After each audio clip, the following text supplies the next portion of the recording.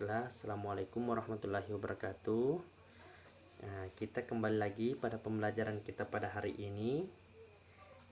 Belajar asik bersama Bapak Yusuf dan Pak Karpin SE.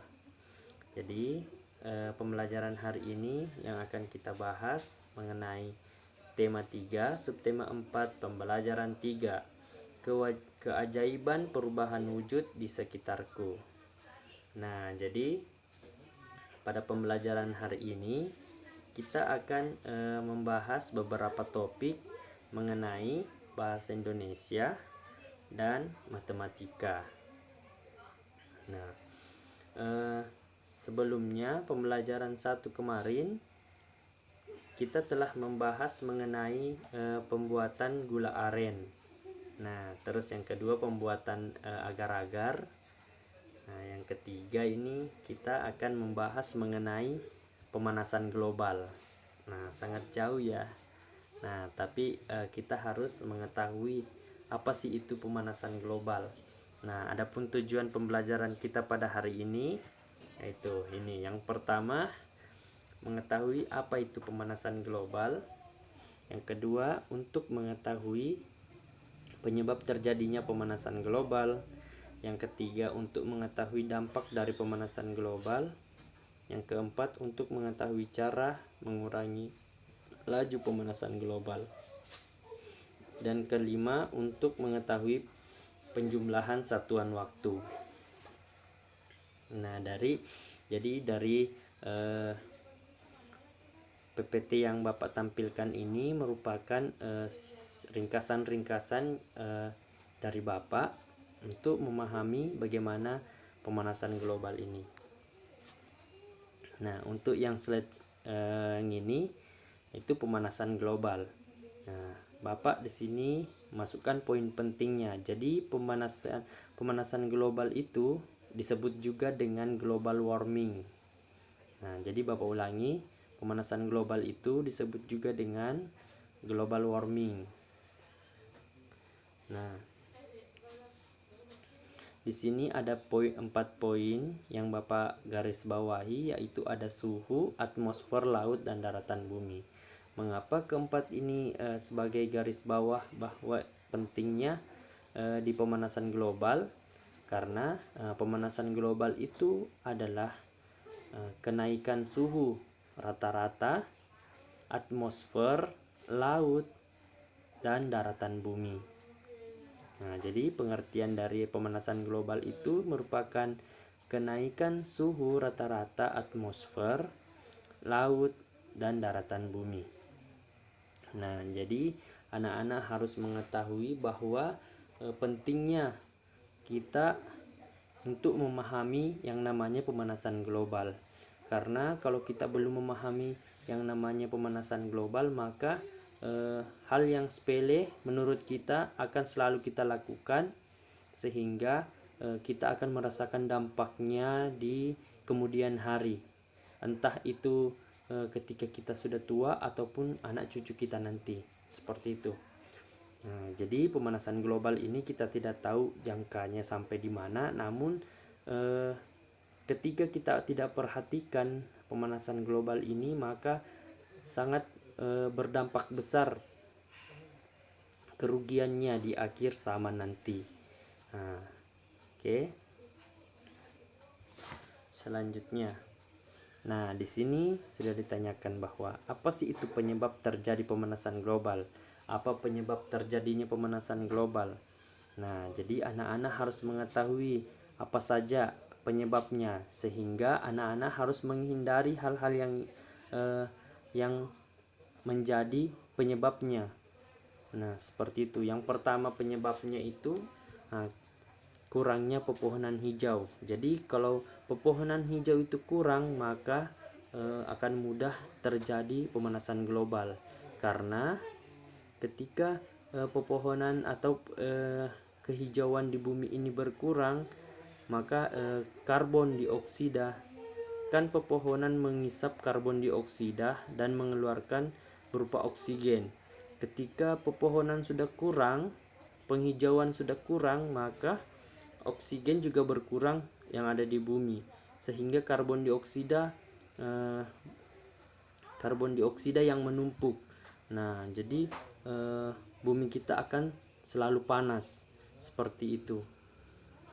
Nah, terus yang kedua, jumlah kendaraan yang meningkat. Jadi jumlah kendaraan yang meningkat itu bukan hal yang baik bagi pemanasan global.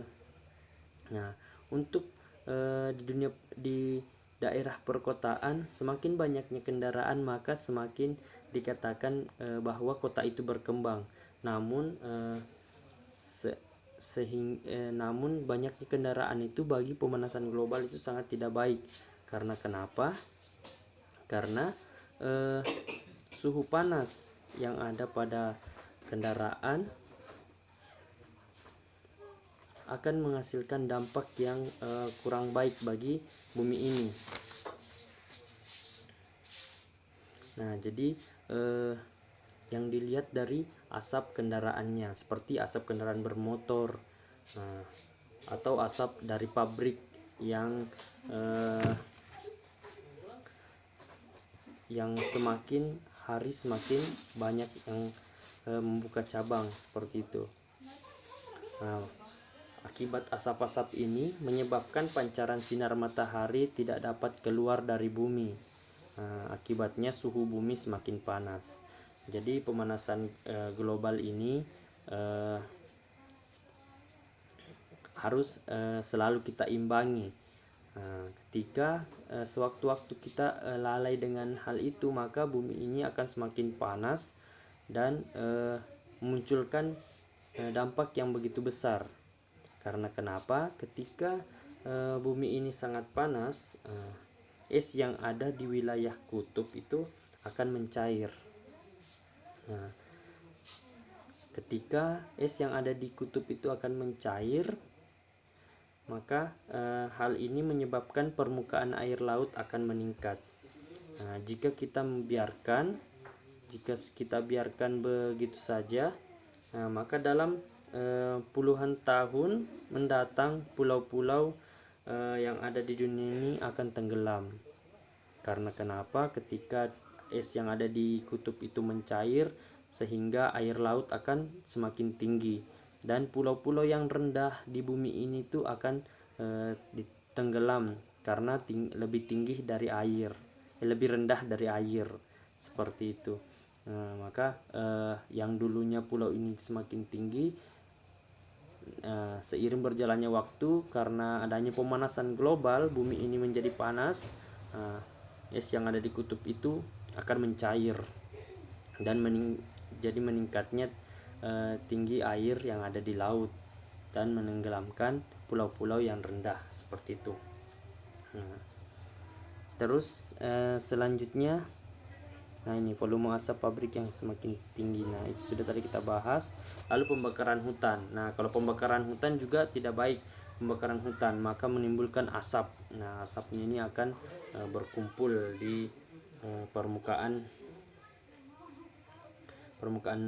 bumi, dan sehingga sinar matahari tidak dapat keluar dari bumi seperti itu, dan menghasilkan pemanasan global yang sangat kuat seperti itu.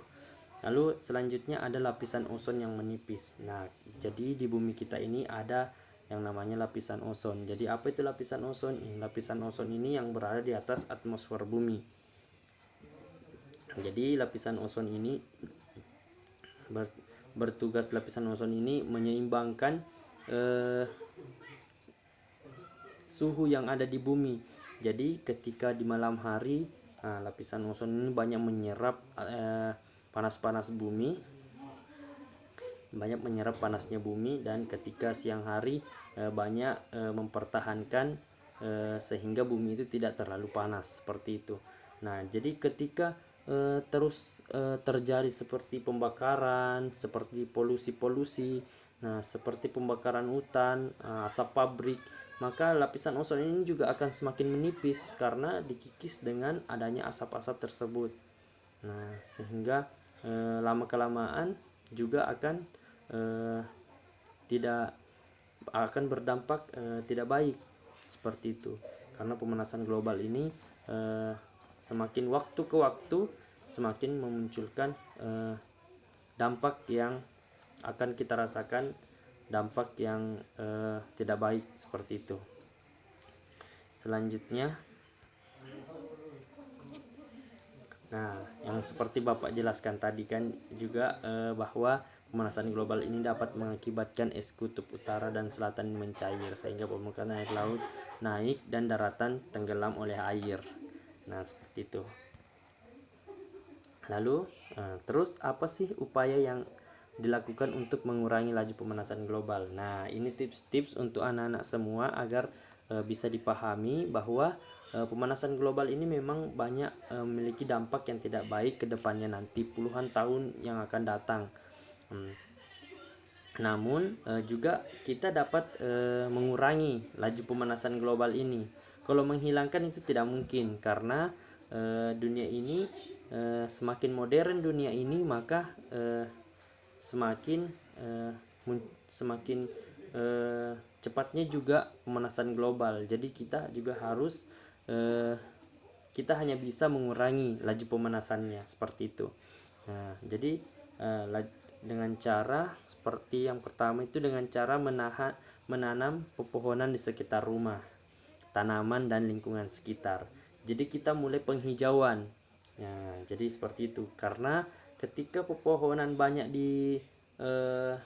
banyak tumbuh, ketika pepohonan itu semakin hijau dan semakin banyak yang ditanam, maka udara yang ada di sekeliling kita itu akan baik-baik saja dan mengurangi juga yang namanya pemanasan global.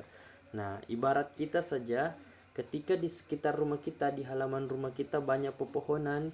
Nah, ketika kita bangun tidur di waktu pagi dan keluar dari rumah dan menghirup udara, itu sangat segar. Nah, begitu juga sangat segar, dingin, nah, tentram, perasaan kita menjadi damai seperti itu.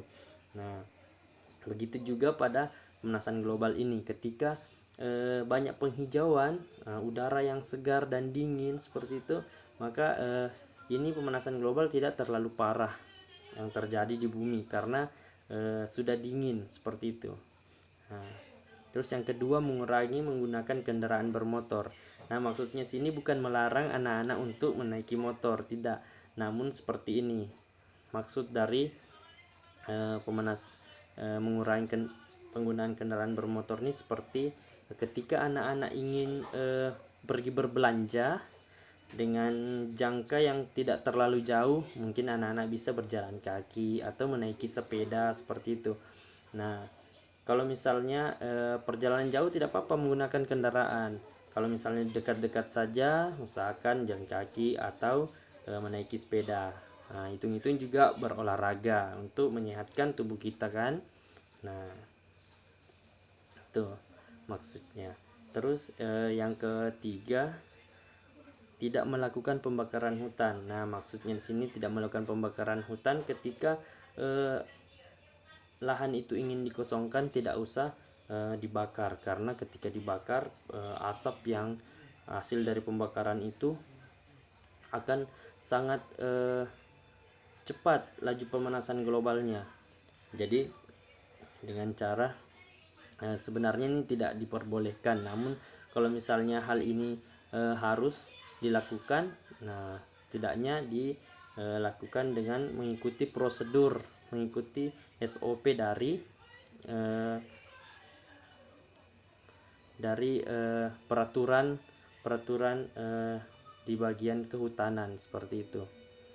Terus serta hemat energi. Jadi maksud hemat energi di sini, nah ketika anak-anak tidak menggunakan listrik, listrik itu sudah digunakan namun sudah selesai, ya harus dikembalikan ke tempatnya. Jangan dibiarkan listrik itu terus mengalir, sehingga karena ketika listrik energi itu selalu digunakan, maka juga menghasilkan panas yang luar biasa seperti itu. Bahkan hal-hal kecil yang kita tidak perhatikan itu juga berdampak tidak baik untuk kita ke depannya seperti itu.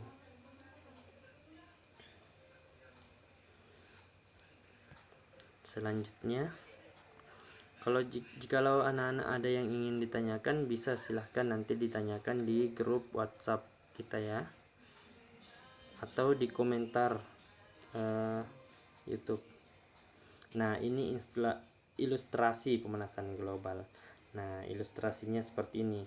Nah, yang Bapak tadi sudah sebutkan semuanya kira-kira seperti inilah. Di sini ada sebenarnya potongan pohon.